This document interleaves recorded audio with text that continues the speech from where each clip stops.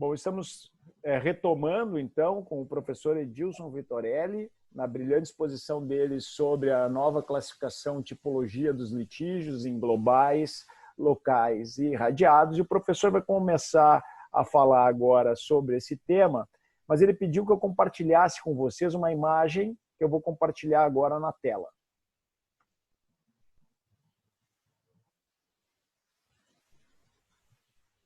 Todos podem ver a imagem, acredito, professor Vitorelli. Não. Não compartilhou? Está aparecendo para mim aqui como não compartilhada.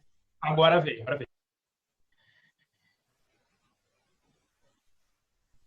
Então, olha só. Perdoem pela letra, isso eu fiz no quadro, fiz lá na Baiana, foi lá na Baiana esse esquema, olha só. Então, esquece a parte de cima, vamos olhar para a parte de baixo. Então, o Zanetti perguntou o seguinte: a categoria dos irradiados não faz colapsar as outras duas, né? As outras duas não colapsam dentro dos irradiados? Na verdade, isso depende do quão relevante é o subgrupo mais lesado. Então, você só vai ter um litígio local quando você tiver um subgrupo muito lesado e que você possa claramente dizer ninguém mais é relevante quando comparado com esse subgrupo. Então, pense, por exemplo, o litígio coletivo decorrente de um acidente aéreo que matou 300 pessoas. Ninguém mais é relevante. Pouco importam os meus interesses sobre a segurança aeroviária ou qualquer coisa assim. Pense num dano ambiental que está contido dentro de uma terra indígena, que não é o desastre do Rio Doce. Ninguém mais é relevante. Então, é isso que vai caracterizar esse litígio local. É essa característica em que você tem uma proeminência muito específica desse subgrupo. Ainda que você tenha outros interessados, porque sempre tem, né? A sociedade não é dividida em caixinhas, então sempre vai ter alguém também interessado, mas aquela proeminência faz com que os outros subgrupos sejam considerados irrelevantes. Então, se vocês olharem aí o local, que é o que está em vermelho, ele está muito perto, o legitimado coletivo está muito perto do titular do direito, porque esse titular do direito é muito fácil de determinar, é aquele subgrupo especificamente lesado. Quando você tem o global, é a situação oposta. Não tem ninguém especificamente lesado. Então, você tem o legitimado coletivo lá naquela linha preta, lá longe, porque não tem ninguém. Você não consegue identificar um subgrupo especificamente lesado. Qual que é o cenário dos irradiados? Os irradiados, eles compreendem dentro de si um pedaço que é quase local. Então, vejam que a linha verde não encosta na linha vermelha, ela se aproxima da linha vermelha, mas ela não encosta na linha vermelha, que é aquele subgrupo que foi bastante lesado, e ele vai ter um pedaço que é quase global, que está lá quase encostando na linha do global. Por que ela não encosta em nenhum nem outro? Exatamente porque você tem essa mistura de perspectivas. Então, você tem uma mistura de local, de interesses que seriam locais, com interesses que seriam globais. E isso é que dá origem ao irradiado. Por quê? Porque o irradiado, para usar uma expressão musical, é uma espécie de ralentando. Você tem um interesse forte no centro, que nesse esquema aí seria o interesse que está do lado direito, né? O legitimado coletivo está mais perto dele, e o interesse que vai se ralentando à medida que você avança e você quase chega lá num interesse que não afeta ninguém. Então, por isso que eu acho, Zanetti, que aí acho que nós conversamos sobre isso no carro quando a gente estava aí no Espírito Santo, que você me perguntou isso logo depois da minha defesa. Eu me lembro exatamente onde nós estávamos quando você me perguntou isso. O que acontece quando você tem uma mistura de local com global? Resposta: um irradiado. O irradiado é exatamente esse ralentando que liga uma coisa que seria exclusivamente local numa coisa que seria global, mas num contínuo de perspectivas decrescentes, até que você chega num ponto em que o interesse é bem periférico e que esse sim, e aí é um ponto, né? Como você não vai poder pluralizar a representação para sempre, então você vai ter eventualmente que descartá-lo. Então, se você como legitimado coletivo tiver que desagradar alguém num litígio irradiado, você tem que tentar desagradar as pessoas que estão do lado esquerdo do meu desenho, não as pessoas que estão do lado direito, porque são essas pessoas que foram menos afetadas pelo litígio, de modo que se elas forem prejudicadas pela solução desse litígio, pelo processo que vai solucionar esse litígio, menos mal. O problema é você se focar nessas pessoas, defender muito o direito dessas pessoas e ir esquecendo o direito das outras pessoas. Então, a imagem era só para dizer isso. Eu acho que essa imagem retrata o que eu quero dizer dessas categorias. Então, quando Maravilha. você tem a perspectiva local e a perspectiva global juntas, e elas são ambas relevantes, você não consegue descartar a perspectiva global em virtude da perspectiva local, porque a global também é importante, isso deriva para um litígio irradiado. É muito interessante essa tua solução, né? Eu até vou pedir para os colegas que estão assistindo, se tiver algum que seja muito hábil, traduzir essa imagem num gráfico de computador, tá? E depois enviar para mim ótimo. E enviar para ti, porque nós ficaríamos muito felizes. Tu pode usar na próxima edição do livro. A gente pode mencionar que essa imagem foi discutida amplamente no grupo de pesquisa. Com certeza. Né? Porque nós, pesquisadores, precisamos da contribuição dos outros. Ciência é um empreendimento colaborativo. Né? É a premissa desse grupo. Eu escrevi isso na segunda edição, embora sem o desenho, mas eu escrevi isso na segunda edição. Manda para mim esse trecho depois específico, porque eu vou gostar muito de te citar na próxima edição do volume 4 e naquilo que eu tenho produzido ultimamente sobre essa matéria. Eu gostaria de aprofundar um pouco essa discussão, porque tem um outro debate que eu tenho feito contigo e que eu acho que os colegas devem ter talvez interesse em saber, que é o debate entre os coletivistas e os individualistas. Né? Se a gente observa a matriz da adequada representação norte-americana, ela está ligada à posição que o indivíduo tem em relação ao grupo. E essa matriz, então, pode ter uma interpretação individualista. Se nós observamos no direito positivo brasileiro e como nós desenvolvemos a substituição processual, nós vamos ver que são entes exponenciais da sociedade civil, mais o próprio Ministério Público, que por sua independência e especialização foi considerado um órgão legitimado por excelência, que atuam na defesa desses direitos e dessas pessoas. Por que eu estou fazendo essa comparação? No caso, se nós temos, então, um litígio que nós temos que ter uma preocupação excessiva com o local e num conflito entre a preocupação local e a preocupação global, eu devo dar prevalência para a preocupação local, eu também posso estar pensando isso numa perspectiva daquele grupo individualmente afetado, quando nós temos, na verdade, muitos grupos de pessoas afetadas. Eu acho que ficou muito claro do teu desenho, da tua exposição, que a gente tem mesmo uma acumulação em ondas de grupos atingidos. Né? E a nossa pretensão, do ponto de vista do ordenamento jurídico, não estou dizendo que isso é possível, é dar tutela global para esses grupos. Né? Não no sentido da tua classificação, mas dar uma tutela que permita uma proteção jurídica de todos esses atingidos. Inclusive, no caso da Covid em particular, já se começa a falar da necessidade, como há no direito de guerra, e nós estamos tratando de uma guerra de combate a essa pandemia, de nós termos um ajuste das pretensões individuais em relação às pretensões coletivas, para que eu dê uma prevalência que não ocorre no nosso sistema atualmente. No meu entendimento, nosso sistema dá uma prevalência à tutela individual, aos direitos individuais, mas uma prevalência da tutela coletiva em razão da pandemia. Então, essa contraposição entre interesses individuais e interesses coletivos, ela aparece na discussão do processo coletivo. Quem considera direitos individuais homogêneos como tutela de direitos individuais acidentalmente coletiva parte da premissa que há uma tutela individualista desses direitos.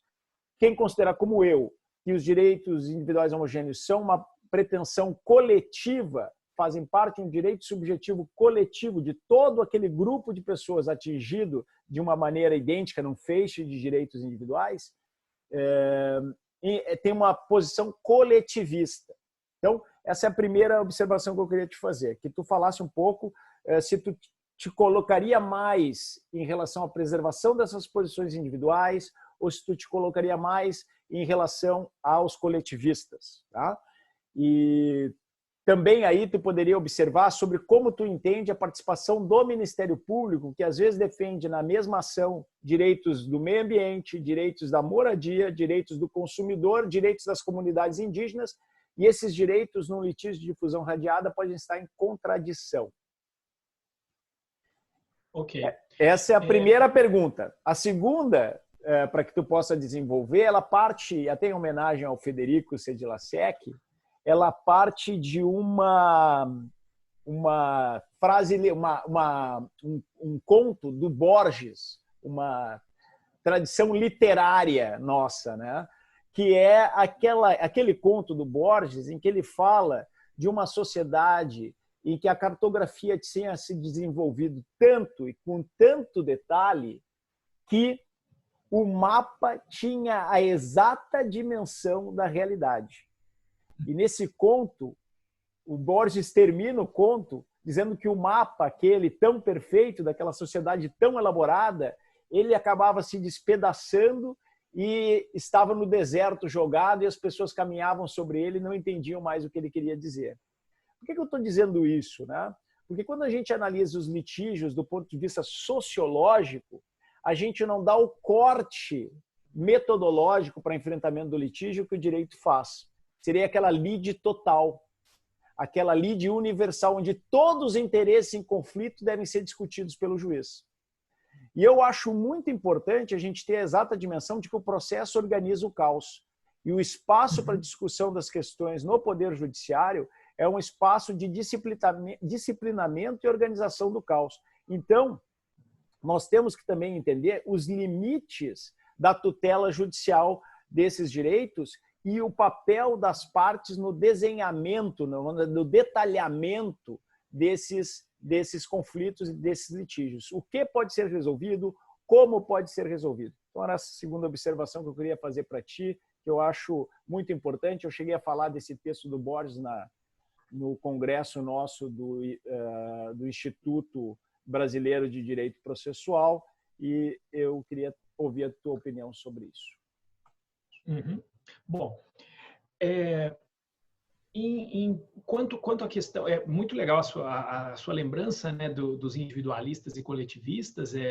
Eu mencionei isso num momento do meu livro para dizer que no Brasil tem um monte de autores que discutem se os direitos são do grupo ou se os direitos são dos indivíduos que formam o grupo, só que ambos não chegam, eles defendem ardorosamente que é do grupo ou que é dos indivíduos que pertencem ao grupo, só que o resultado é exatamente o mesmo. Pouco importa o que você defenda, porque não se extrai daí nenhuma conclusão útil. Então, esse para mim, sempre foi um tema importante da gente discutir.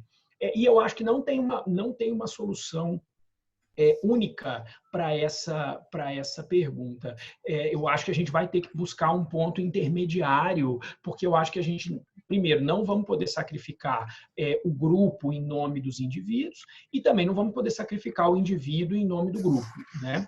Eu acho que a solução, pelo menos a solução dentro da minha teoria para isso, está na questão da análise relacional dos interesses. Então, a gente vai ter sempre que sacrificar os interesses que são menos relevantes, tal como vistos pela ordem jurídica. Em algumas circunstâncias, a ordem jurídica vê interesses coletivos como menos relevantes do que interesses individuais.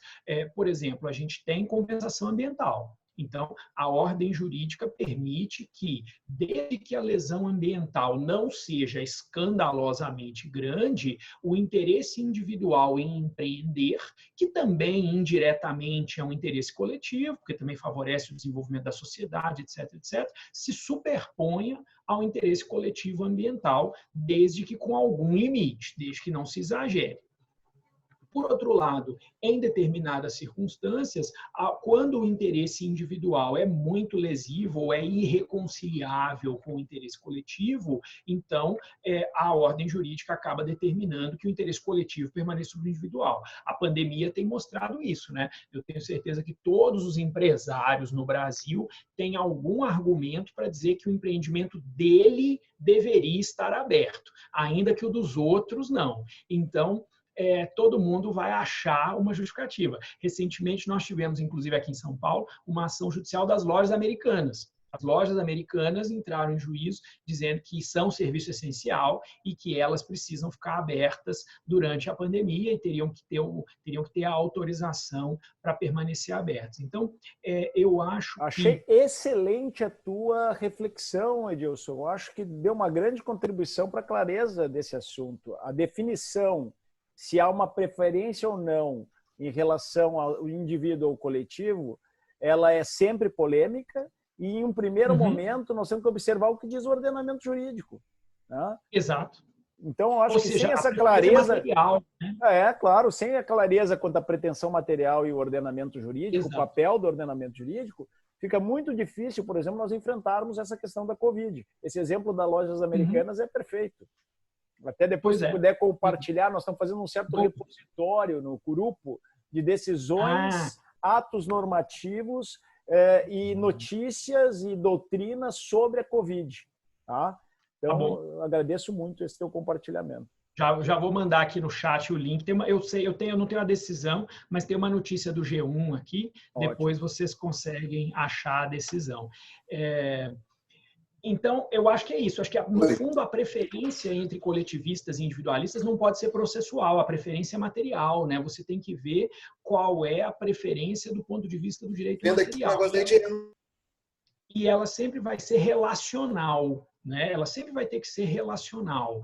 E o desafio do processo vai ser olhar isso de uma perspectiva objetiva. Porque eu tenho certeza que, se eu for o indivíduo, eu sempre vou ter uma razão para que o meu interesse prevaleça sobre o da coletividade. Então, o desafio do processo coletivo vai ser sempre achar um ponto de vista para enxergar esses interesses. Como eu não gosto muito da ideia de um observador imparcial, eu acho que isso não funciona muito bem, eu acho que o ponto de vista é relacional. É você olhar a que esse direito está contraposto. E se você enxergar esse outro direito como anterior ao que você está querendo sacrificar, então, relacionalmente, esse sacrifício seria admissível. Né?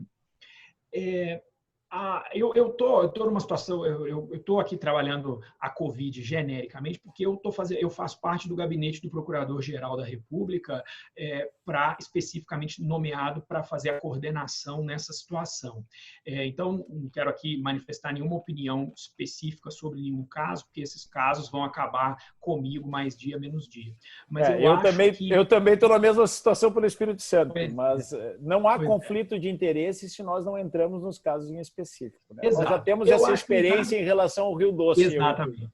É isso. Eu acho que um caso que a gente vai ter que tratar se as previsões se realizarem, e acho que talvez seja nele que você estivesse pensando, Zanetti, são as ações individuais para garantia de vaga em UTI. Sim. Já tem até uma decisão de suspensão de segurança que eu estou colocando lá aqui no Espírito Santo, tem uma decisão de suspensão de segurança. Né? Muito interessante a decisão, vou te mandar. Tá bom, manda sim. E, claro, nós temos que pensar, quer dizer, se eu tenho uma crise como a Covid-19, cirurgias eletivas estão suspensas por determinação do planejamento para atender a crise. Né? Cirurgias eletivas são aquelas que podem esperar, teoricamente, pelo menos em abstrato. Tá? O cara que quer fazer, ela nunca pode esperar, né? Mas você faz isso relacionalmente, né? Então, eu acho que a gente tem realmente isso. Esse é o tema. Eu acho que é um tema importante nesse direito dos desastres processual. Né? Ontem, o Delton falou muito bem sobre o que é a essência do direito dos desastres. O direito do desastre tem como essência a gestão do risco. O que diferencia o direito ambiental do direito dos desastres é a gestão do risco. Então, nesse caso, quando tem esse conflito entre individual e coletivo, a gestão do risco não há risco para ele esperar pela cirurgia eletiva. Logo, preferência para mobilização em torno da Covid. E acho que no ponto que a gente tiver interesses individuais e coletivos igualmente relevantes, a gente vai ter que resolvê-los pelo processo coletivo, exatamente para garantir isonomia. Então, essa seria a minha resposta em relação à ação, a uma eventual enxurrada de ações para garantir vaga em UTI. Ainda que cada um esteja ali pleiteando a sua vaga, você não tem como ter uma solução isonômica em processos individuais. Então, a gente vai ter que caminhar, e esse talvez seja o grande encontro marcado que o processo coletivo tenha para o próximo mês, né? Se a gente chegar num ponto em que essas previsões se realizem e que a gente tenha menos vaga em UTI do que paciente, a gente vai seguramente começar a enfrentar uma chuva de ações judiciais para garantia de vaga em UTI. E aí, resultado, o que nós vamos fazer? Né? Como é que a gente vai resolver isso? Eu acho que a única solução é a gente resolver isso num processo coletivo para que o critério epidemiológico, sanitário, prevaleça sobre o critério do quem chega primeiro, porque a superposição de ações individuais é o critério do quem chega primeiro. O primeiro a chegar é atendido, né? É atendido, exatamente. O famoso ditado americano. E aí uma curiosidade sobre o sistema americano, né, que você mencionou, talvez também a gente tenha uma visão muito individualista do sistema americano. Primeiro, claro, eles são muito individualistas, mas talvez a gente tenha uma visão muito individualista também, porque a gente estuda muito as class actions e nós estudamos pouco. Eu ainda quero escrever sobre isso, tenho material, mas não parei para escrever ainda, sobre as ações parens patriae. As ações parens patriae talvez eu publiquei um artigo mais... sobre isso. Já te mandei, não? Acho que não. Agora? Não, até um artigo antigo publiquei com um aluno do mestrado, que hoje é mestre, o Cláudio Ferraz, e ele foi publicado naquela coletânea de processo coletivo da ADA, aquela coletânea organizada da história do processo coletivo, Azul. Uhum. Eu acho que essas ações dão esse aspecto coletivo. É que, no fundo, elas são bem menos numerosas e bem menos relevantes na prática americana. Mas elas são muito parecidas com o que nós fazemos em substituição processual. Por isso até está conectado à pergunta que eu te fiz, né? Na verdade, a gente estudou as ações coletivas americanas e transformou elas em algo mais em outra coisa. Parens patriae, né, da doutrina do parens patriae, do que propriamente do modelo das class actions original norte-americano. Exato, é um bom tema para debate, É um tema interessante. O parens patriae, talvez ele esteja mais ligado a uma visão que a gente tinha desses direitos. Não sei o que você... Eu não lembro do seu texto agora, mas ela talvez esteja mais ligada a essa visão que a gente tinha antes de 85 do patrimônio coletivo como patrimônio público, né? Então, ela está muito ligada a essa noção de patrimônio coletivo enquanto patrimônio público, que é uma coisa que a gente tinha na década de 70, né? O direito ambiental na década de 70 era muito tratado da perspectiva do patrimônio público e não de um direito da sociedade, né? E sim de um direito estatal quase. Então é bem curiosa essa antinomia, né, americana, esses dois universos que eles têm lá. O parens patriae atrai bem menos atenção dos autores americanos. Né? O Gustavo Lago, que é nosso colaborador, ele colocou aqui o artigo da parens patriae no chat, quem quiser depois. Legal, ótimo. E também teve uma pergunta aqui do Bruno, que eu acho que tu poderia talvez desenvolver, Edilson, que é a coletivização das ações individuais. Quando tu falou sobre coletivos individuais, eu me lembrei desse tema. E o Bruno também se lembrou e ele postou aqui uma pergunta sobre isso. Legal. Eu achava o artigo 333 do CPC muito ruim, sabe? Eu acho que nesse ponto, o artigo, tal como estava escrito, eu achava muito ruim, porque ele investia na diferença entre difusos, coletivos e individuais homogêneos. Ele vedava a coletivização para os individuais homogêneos. Então, eu tenho certeza que se aquilo tivesse sido sancionado, nós passaríamos o resto da vida discutindo o que é difuso, coletivo ou individual homogêneo para autorizar a coletivização, não autorizar a coletivização, e ia ser uma zona. Então, eu não gostava do texto do dispositivo. Agora, a ideia por trás disso é uma ideia, por exemplo, que o Arenhardt já trabalhou um pouco, que é uma ideia interessante, que tem determinados conflitos que não deveriam poder ser resolvidos individualmente, né?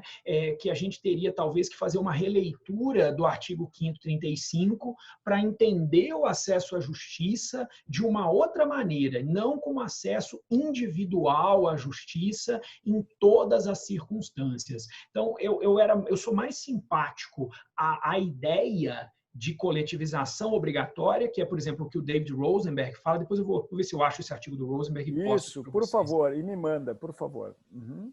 Tá. Eu sou mais simpático a essa ideia do Rosenberg do que propriamente ao texto do 333. Eu achava o texto do 333 muito polêmico por ele investir nessa distinção. E eu achava que essa distinção não ia rolar. Mas eu acho que a ideia, no fundo, é verdadeira. Eu acho que na prática a ideia já ocorre, né? Porque tem uma série suspensão, de... né? Eu digo a ideia do Rosenberg, já ocorre porque na prática já existe uma série de class actions que são mandatory. Então, já existem algumas dentro do sistema em que a gente vai ter necessariamente, né, um reflexo obrigatório, que a pessoa não pode fazer o opt-out, que a grande discussão das mandatórias é exatamente essa, né? É que o indivíduo perderia a liberdade porque não pode sair do grupo, mas a tutela exige uma tutela do grupo todo. As próprias ações que dizem respeito aos processos estruturais, e eu acabei defendendo junto com o Fred agora, diferentemente de ti, que o processo estrutural pode ser iniciado por uma demanda individual, né? Ok. É uma espécie de coletivização dos efeitos. Eu posso usar a estrutura do processo coletivo, obter os efeitos que eu obteria no processo coletivo a partir de uma pretensão individual. Se eu vou instalar um equipamento, se eu vou reformar uma prisão, se eu vou melhorar o sistema de acesso às creches, eu acabo atingindo não só a pessoa que está pleiteando, Claro, mas também todas as demais que vão ser beneficiadas por essa reforma estrutural do sistema. Então, claro. Respondendo à pergunta do Bruno e complementando a tua observação, eu acho que um pouco de coletivização já está acontecendo nessas demandas individuais que se transformam em processos estruturais. E existe a possibilidade, muito embora o 333 do CPC não tenha previsto, tenha sido vetado, existe a possibilidade, que já tem sido feito no Ceará, a possibilidade de nós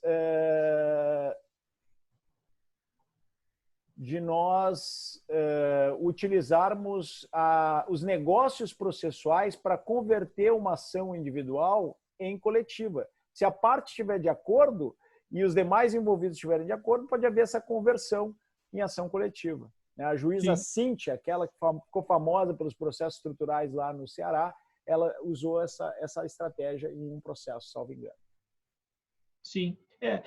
Que eu acho, no fundo, eu acho isso pouco útil, sabe? É mais fácil você tirar uma cópia daquela ação individual e propor uma coletiva de verdade. Eu não gostava também muito da ideia do Ministério Público e a Defensoria subirem nas costas do indivíduo que já propôs uma ação. Coitado daquele cara, né? Porque todos os outros continuam com as suas ações individuais, não havia previsão de suspensão das outras. As pessoas que propuseram em outros estados continuam com suas ações individuais e aquele ele, coitado, agora vai ter que carregar o Ministério Público nas costas numa ação coletiva. Então, a solução nesse particular me parece desnecessariamente polêmica. É só você tirar um xerox e propor a ação coletiva com os pedidos adequados, sem ter que fazer uma conversão no meio do caminho, né?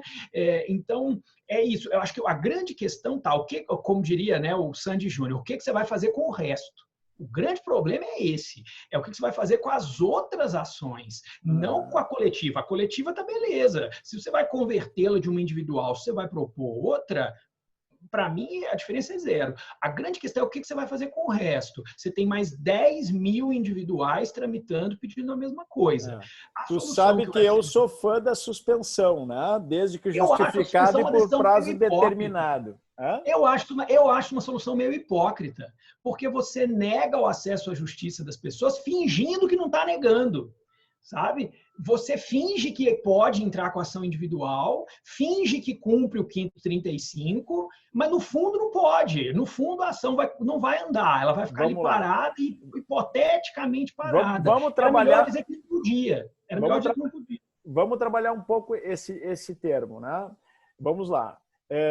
A suspensão também já ocorre no caso dos incidentes de resolução de demandas repetitivas e nos recursos repetitivos, né? Sim. E ali se trata de questões, não de demandas, né? Eu acho que a Sofia Temer, que vai ser a nossa próxima convidada, já convido todos para assistir a Sofia falando da tese dela na próxima quarta-feira, depois eu vou devidamente divulgar. A Sofia deixou muito claro que se trata não de demandas, mas de questões, até porque quando se tratam de questões processuais, a questão é bem isolada da demanda. Tá? Sim. Pois bem, o que nós temos, então, é a possibilidade de uma demanda ter um contato, uma certa prejudicialidade com a demanda coletiva, sem que essa prejudicialidade seja total, sem que o contato seja total. E, em razão disso, eu não poderia vedar as pretensões individuais. Tá, mas esse não é um problema real. Se eu vedo as pretensões individuais, eu acabo gerando mais problemas, né? Mas isso do que eu permitir a suspensão.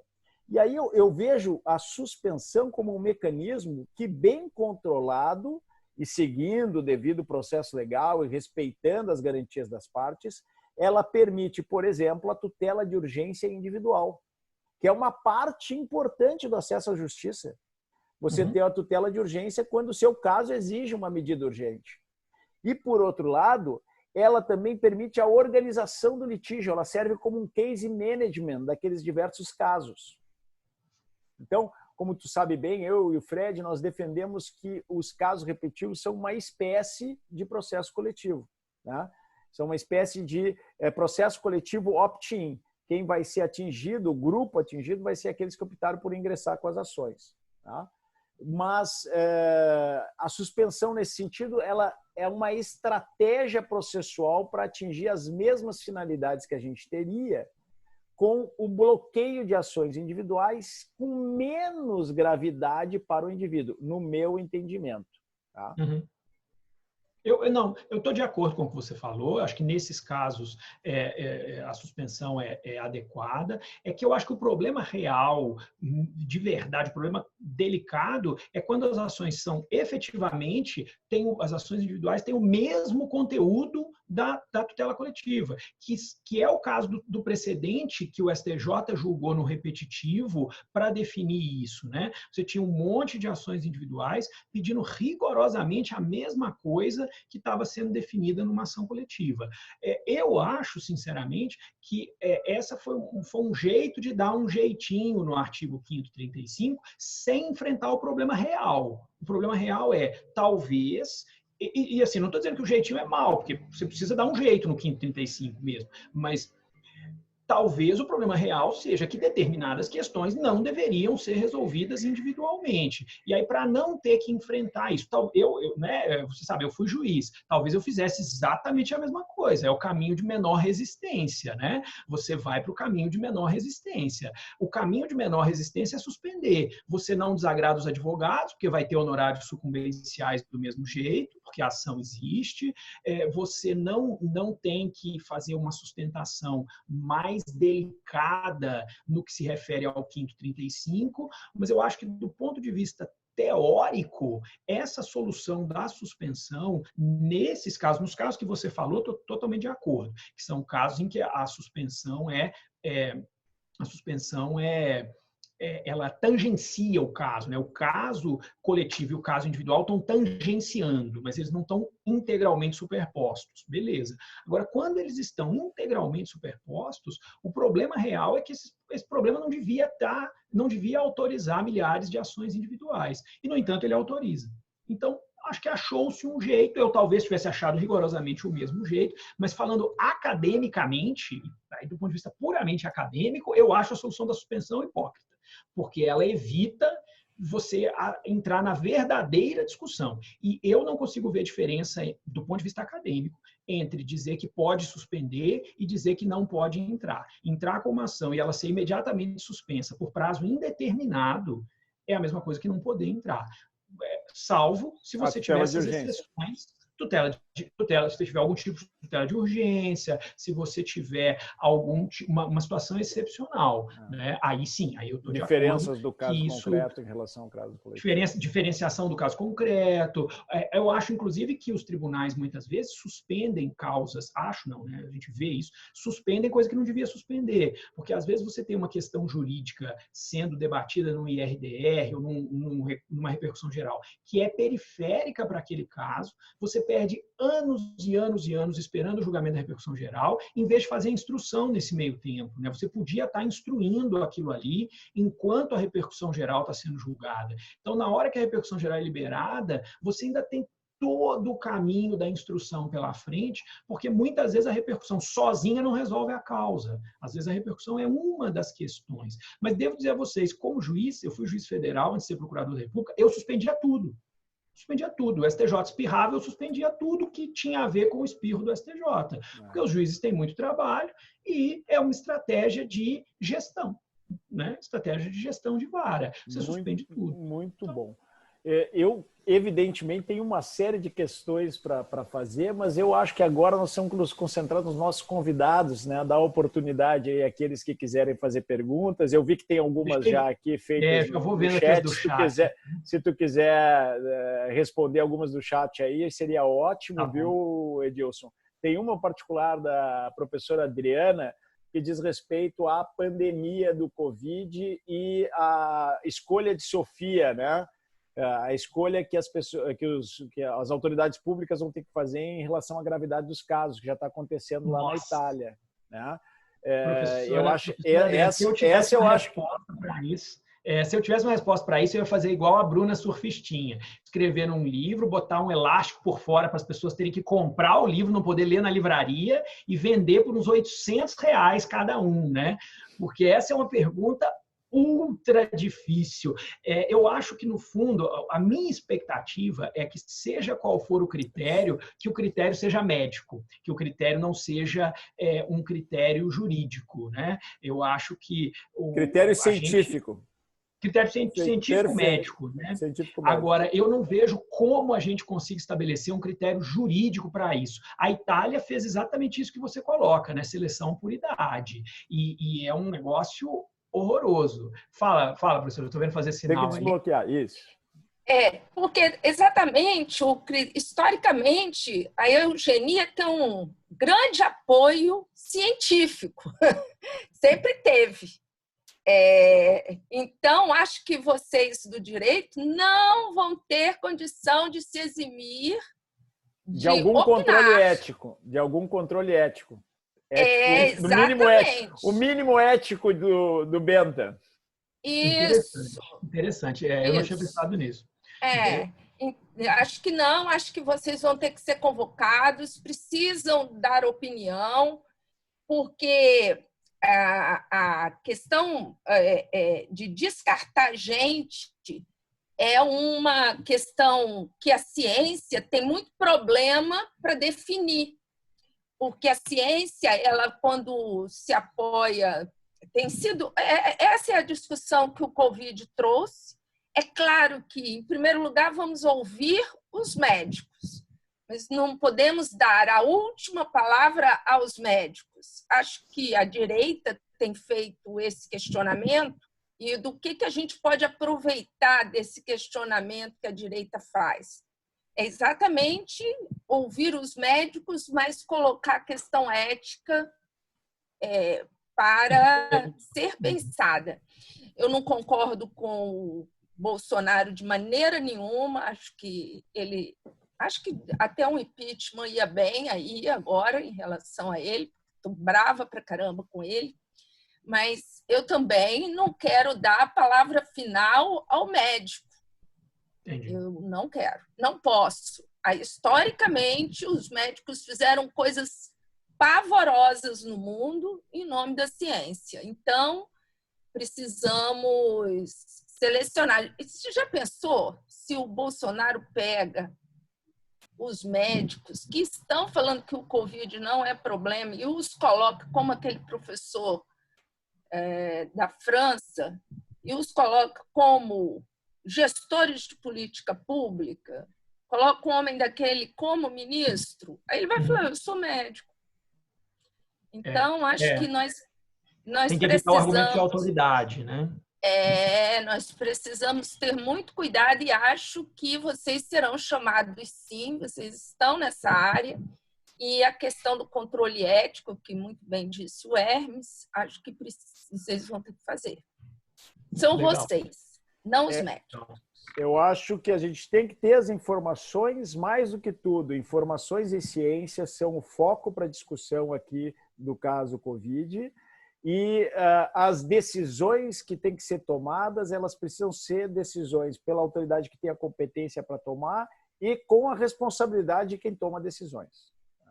Eu acho que o caminho para lidar seriamente com um conflito potencial como esse, né, é nós fazermos essa análise. Nós temos ainda, vamos lá, 5 minutos. Vou pegar aqui a pergunta do Igor. O Igor perguntou exatamente a questão que você já tinha mencionado, Zanetti, das ações coletivas com incidente e resolução de demandas repetitivas.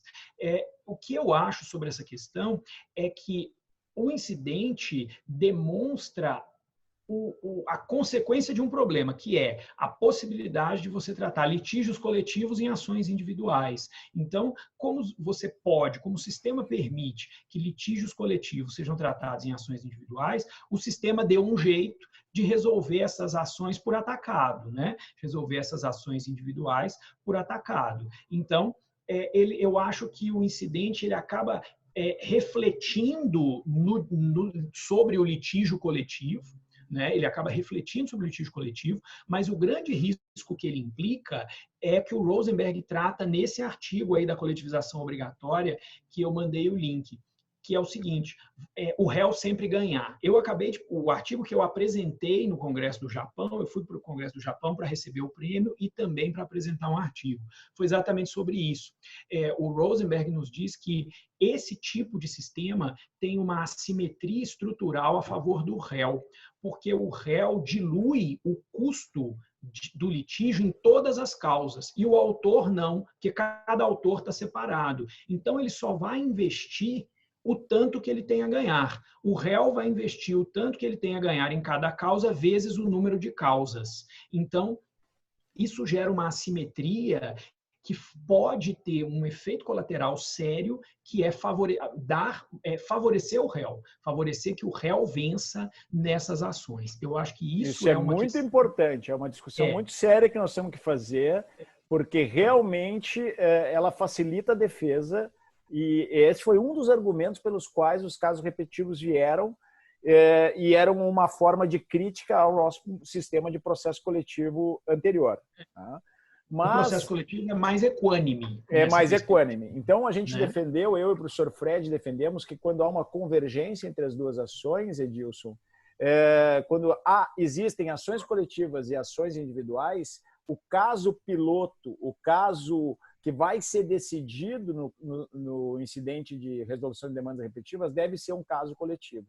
Se não houver ainda um caso coletivo no tribunal, é uma questão de admissibilidade, não deveria ser admitido o incidente sem a existência do caso coletivo no tribunal. E aí você pode perguntar, mas então o tema fica sem regulação, as ações individuais continuam, vamos dizer assim, existindo um manancial enquanto não há um caso que chegue no tribunal coletivo? Não, a gente tem um instrumento da suspensão que foi desenvolvido pretorianamente, vamos dizer assim, né? Para usar uma expressão de antanho. Mas muito bom. Nesse ponto, que bom que nós estamos de acordo, é um tema muito importante mesmo. Bom, aí a Carolina perguntou aqui, acho que é a última pergunta, se eu entendo que a participação dos membros dos grupos afetados na construção de decisões estruturais implica a necessidade de revisitar o Instituto da Representação Adequada ou de pensar novas formas de intervenção de terceiros, de ambos. Eu acho que ambos. Eu acho que a Sofia tratou disso, né, na tese de doutorado dela agora, da questão do interesse na participação e da participação. Então, eu acho que a gente tem que rever isso sim.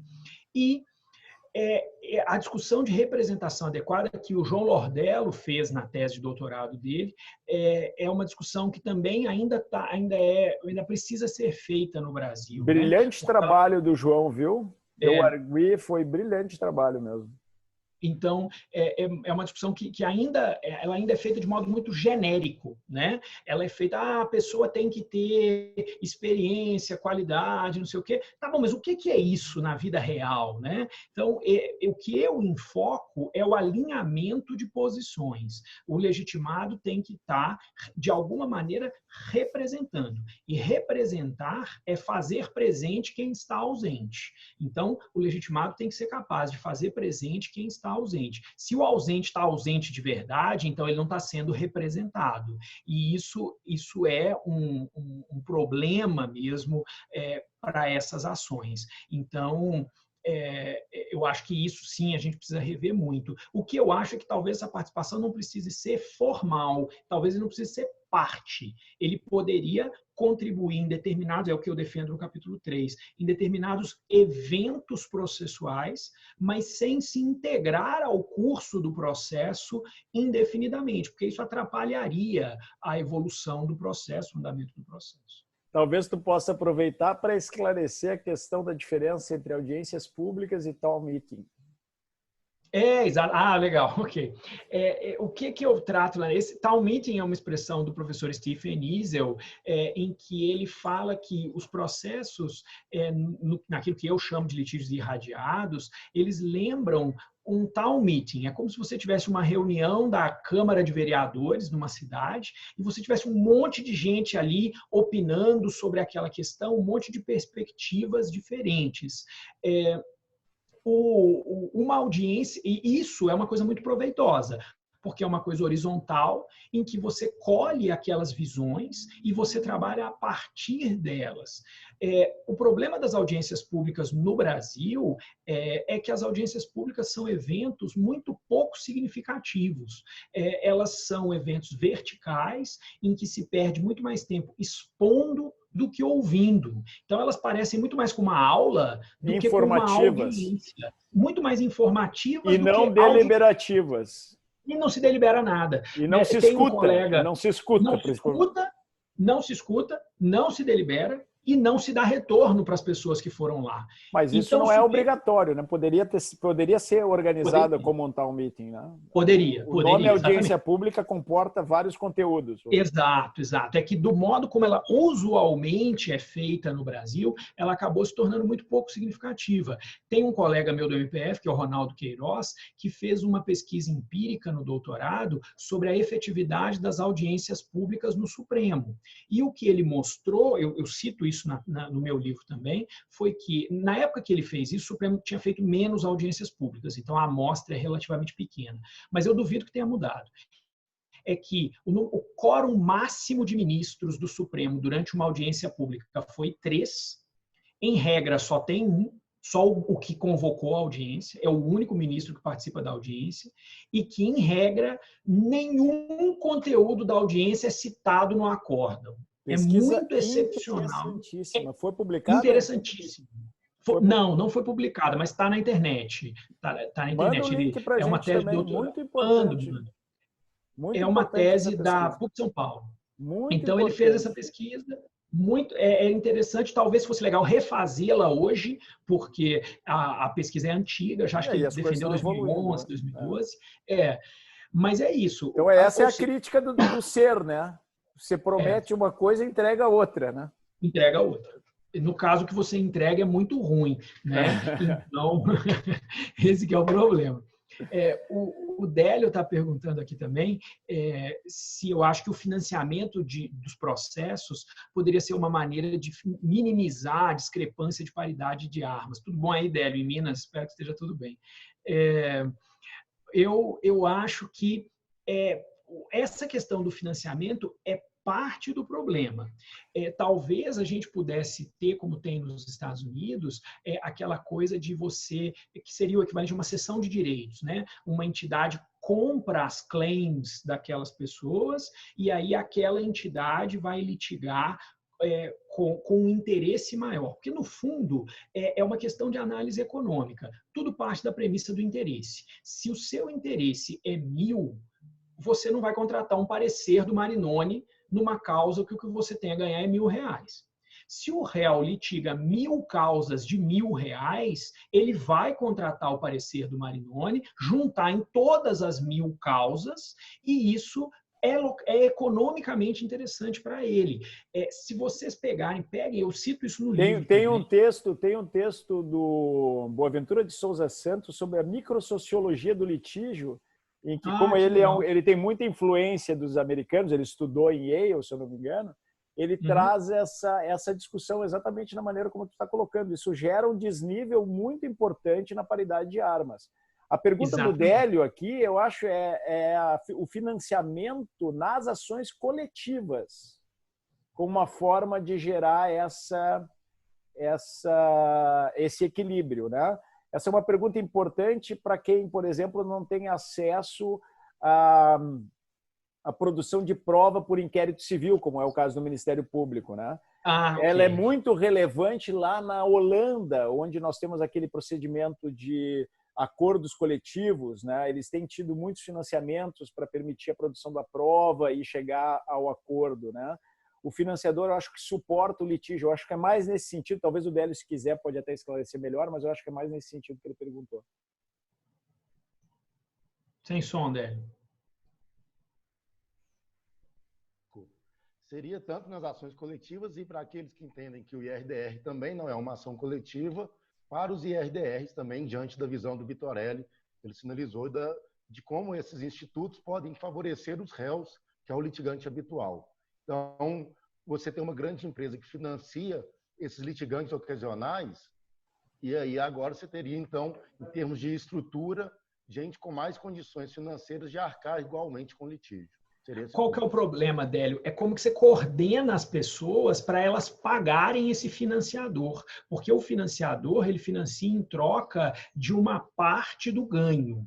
Como os autores são atomizados, é muito difícil você coordená-los para que eles concordem em abrir mão de 10%, 20% daquilo que eles têm. O que no caso do réu é fácil. É porque é só ele, exatamente. Então, o problema financeiro se converte num problema, ele é consequência de um problema de coordenação. Quando, o Rosenberg também fala isso, quando todas essas pessoas são representadas pelo mesmo advogado, isso acaba acontecendo, né? Tem advogados que pegam um nicho de mercado e ele propõe um monte de ações, aí você acaba tendo uma coletivização de fato.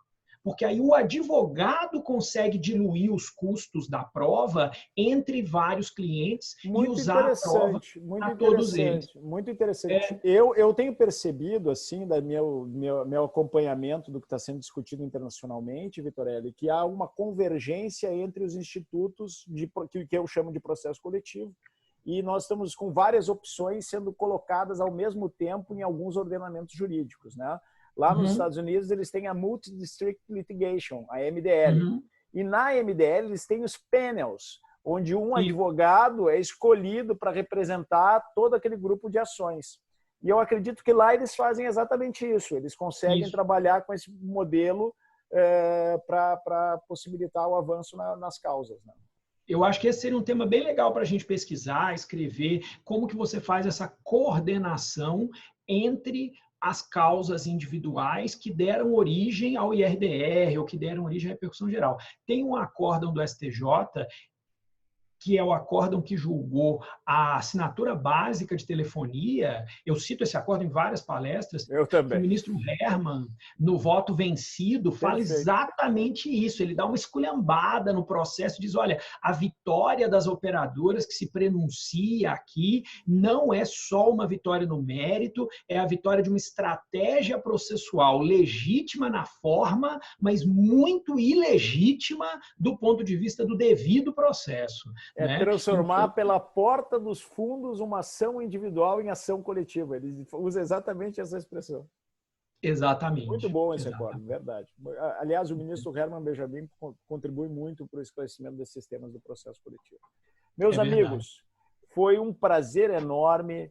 Vitorelli, nós poderíamos te ouvir aqui longamente por mais horas e horas e horas. A tua generosidade com o nosso grupo de pesquisa, com o meu trabalho aqui na UFES é gigantesca. Foi uma alegria ter tido aquele semestre contigo.